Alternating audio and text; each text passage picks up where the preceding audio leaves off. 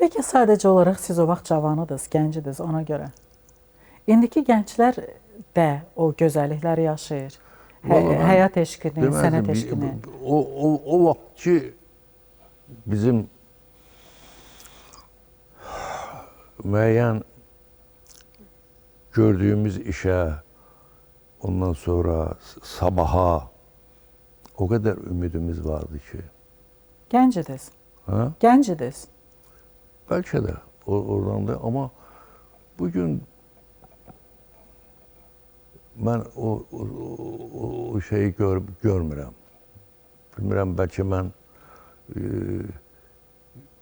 yaşdaşıb geri qalmışam, amma yox, bu o demək deyil ki, o qədər istedadlı uşaqlar var ki, yaxşı oxuyurlar, nə bilim, xaricdə də oxuyurlar, gəlirlər, gözəl